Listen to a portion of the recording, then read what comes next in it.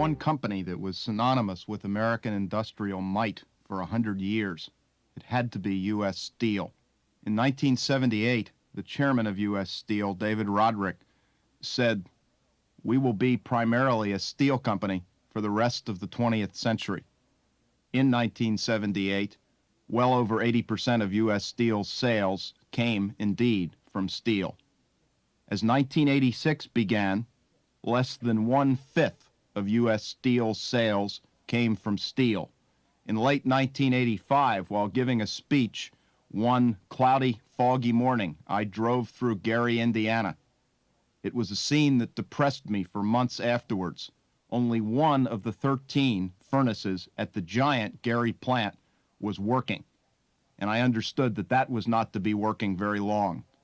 As I drove along at 5:45 in the morning, every other shop, every other mom and pop store was not only closed down, but it was boarded up and most of the windows were broken. That's the steel industry, as beaten and battered as any industry in the United States. And yet amidst the rubble of the devastated steel industry is, in my opinion, the model all-American competitor for the 1980s and 90s and well into the 21st century. There are exceptions. In Columbus, Ohio, is a $900 million steel company called Worthington Industries.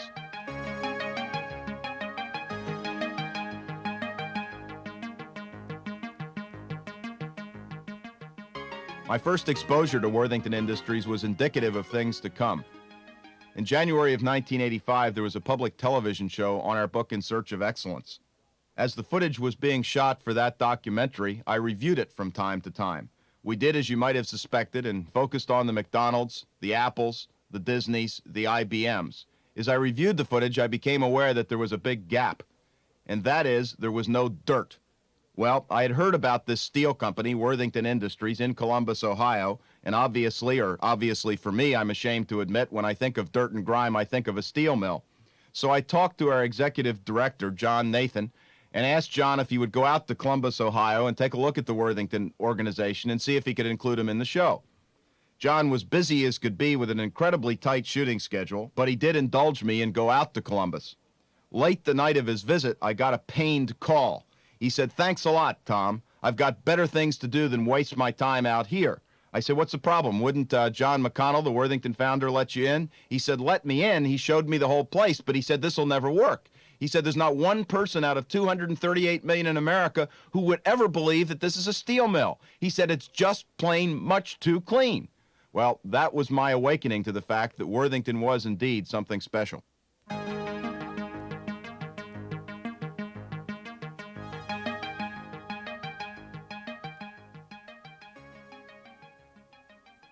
Let's talk about Worthington and what their performance record is. In 1985, Worthington grew from a sales standpoint by 21%. Its after-tax earnings grew by 37%. Over the last 6 years, the return to shareholders' equity for Worthington Industries is 29%. Impressive by any standard, more impressive when you realize that that's 30% better than IBM did for the same 6-year period. And what does chairman and founder John McConnell say? McConnell says, despite the devastation around him, we have barely scratched the surface. He's optimistic about growth and about profits. Well, what does this all-American competitor do? It does the things that Americans can do best in any industry. It is a maker of higher value-added specialty products. Processed rolled steel, pressure cylinders, reflective metallic coated glass, precision metal components are amongst the things that Worthington makes. If there is one symbol for the change that is going on in the United States, it's a change from large scale to small. It's a change from a focus on volume to a focus on quality. And in fact, the steel industry has long been beset with what the experts call a, quote, tonnage mentality, unquote. That is, a focus on volume regardless of whether you make money on it or not. The chief financial officer of Worthington Industries, Joe Stegmeyer, commented about the Worthington strategy, which couldn't be more contrary. Said he, the typical steel industry salesperson, is used to selling on tons, and it doesn't matter how much, if anything, you make on a ton. To us, tonnage doesn't matter at all. We're looking for the 23 to 25% gross margin on any particular ton. Let's use Worthington as an example that will follow through in all our subsequent activities of what this new all-American competitor, I might add, in computer chips and farming and textiles, as well as in the world of steel, may very well look like. To do so, I'll talk about four attributes: the Worthington focus on customers, the Worthington focus on people, the Worthington focus on manufacturing, and leadership as practiced in Worthington Industries.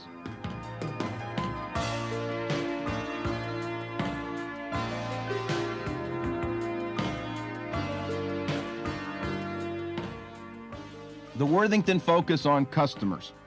It goes back, as the customer-focused company's origins so often do, to a leader and a founder who had no other way to win except to serve the customer better. John McConnell Sr. started out as a broker of steel. If you're a broker, if you're a middle person, there's only one way to survive, and that is to serve the customer well. And in fact, McConnell started out by making outrageous challenges to his customers. He begged them to challenge him to deliver steel overnight when such service was totally unheard of. Sadly enough, it still is unheard of. That is, McConnell began as a customer fanatic. Interesting, the themes that this brings up. I've often contended that the reason that IBM is such a superstar is that their founder, Tom Watson Sr., began his career selling pianos to farmers in Painted Post, New York, in the midst of the recession of 1893. It's in that kind of an environment where you better figure out how to provide decent service.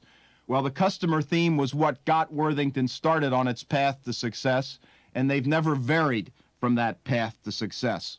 They'll do anything as long as it involves adding some value, adding some quality, adding some service, and making a little money in the process. The company has, in fact, over 7,000 customers. What they specialize at is what they call multiple processing. That is, they don't turn out non-discriminable blocks of steel, but they like to change the width, they like to change the thickness, they like to change the ductility. The more complicated the challenge, the greater the opportunity for them to add the value which allows them to turn a profit in the long haul. The entire company is focused on the customer. Even the factory managers spend a minimum of 25% of their time in the field making sales calls. Totally unheard of in most of American industry, whether it be the banking industry, the fast food industry, or whether it be the automobile industry. The whole company is involved in problem solving, and problem solving that goes on in the field. Engineers spend 60 to 70% of their time in the field attempting to surface the smallest and tiniest opportunities for their customers, to come up with new applications.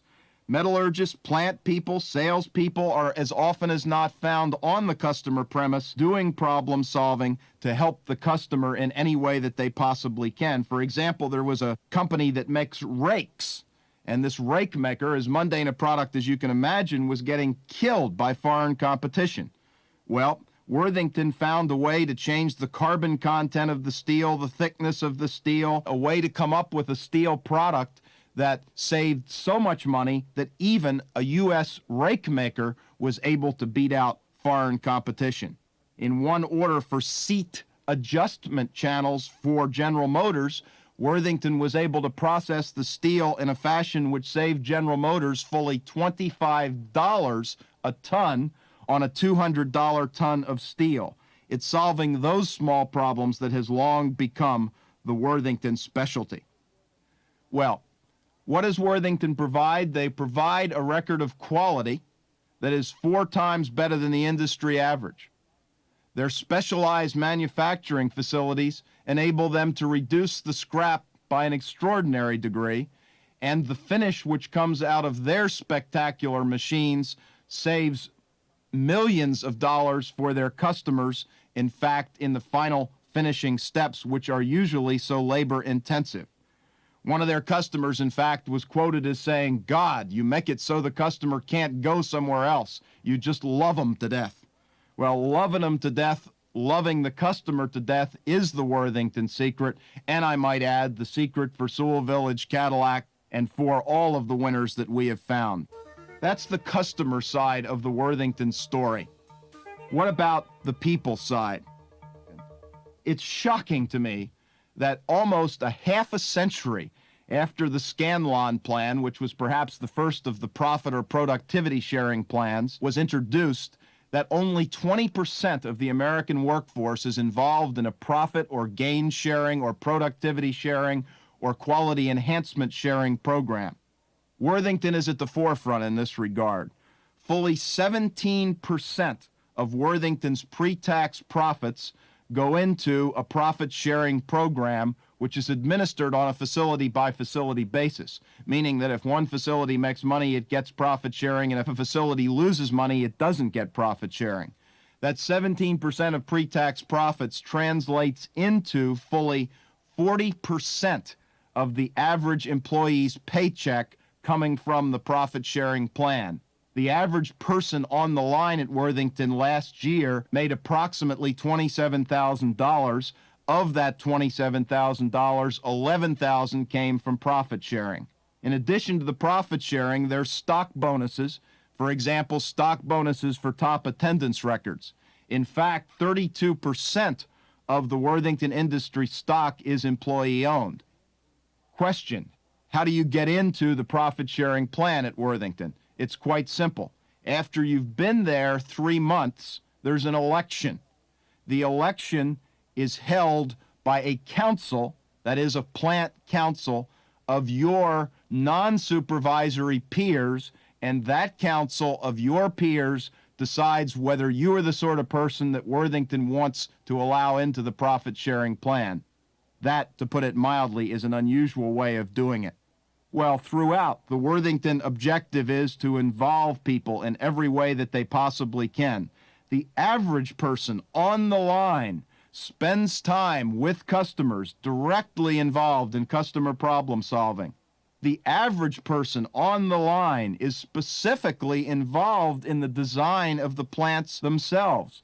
There are no quality inspectors in the entire Worthington Industries company. The person who is working on the line is responsible for quality inspection. And on this story goes.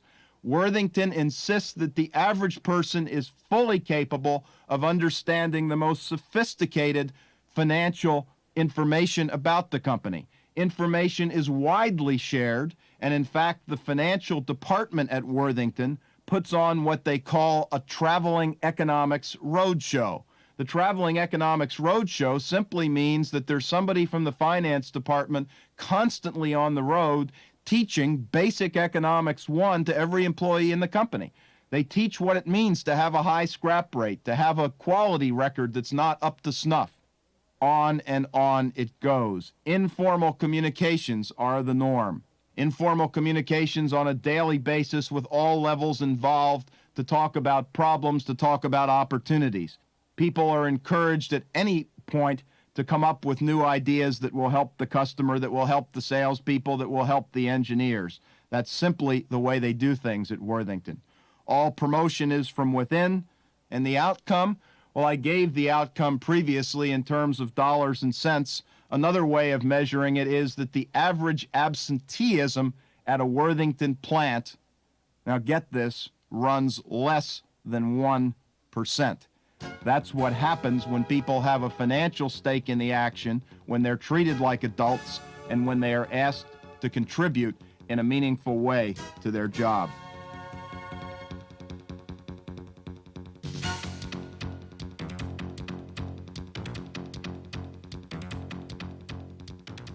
The people story and the customer story are backed up by an extraordinary focus on manufacturing per se.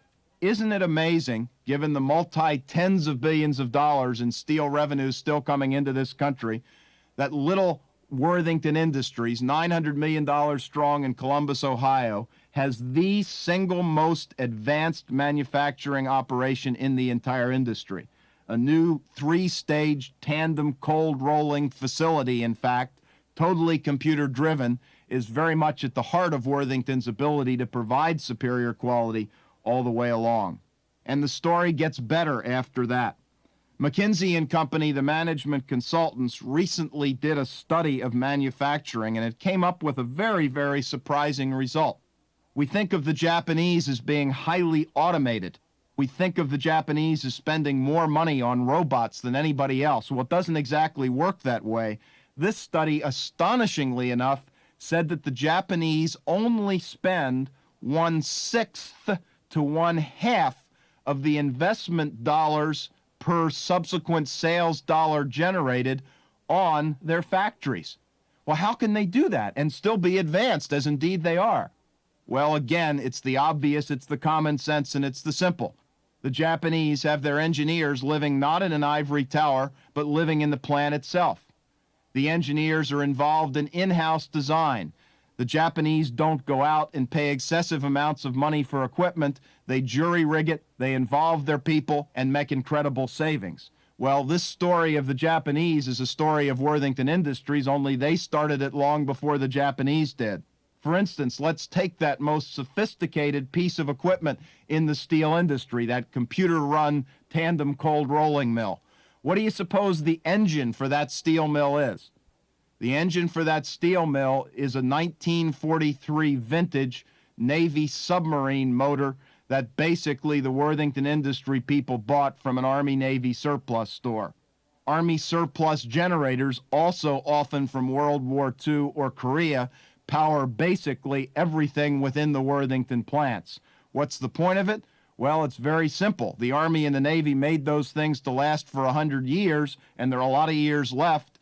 And secondly, Worthington finds that on average, it saves 75% by buying these retread generators and submarine motors to power its plant.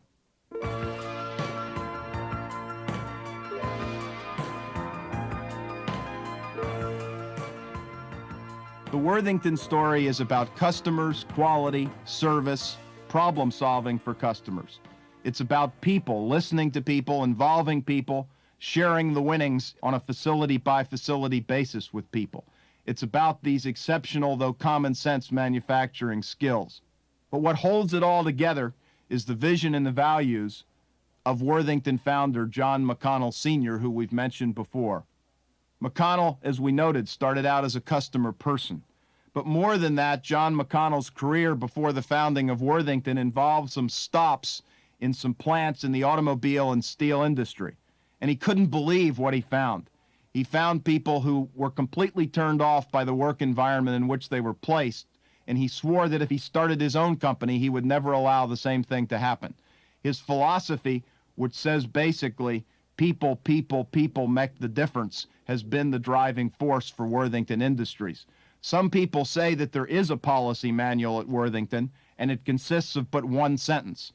And that one sentence is the Worthington Industry Golden Rule. And the golden rule is take care of your customers, take care of your people, and the rest of it, that is the profit, the loss, and the growth, will take care of itself. That's what John McConnell has found. That's what Worthington Industries is up to. McConnell, as we noted, said that he's barely scratched the surface. I think he's probably right. The growth plans for Worthington in the future are impressive indeed. The profit not only doesn't tail off, but it continues to grow. The list of happy customers increases by thousands every year. The opportunities for small acquisitions to be turned around are virtually limitless.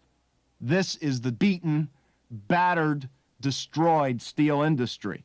This is the steel industry that put the people of Gary, Indiana out of work.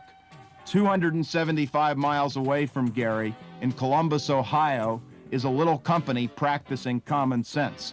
And that common sense makes Worthington Industries what I call the all-American competitor, a model for any industry in our country, service or manufacturing alike.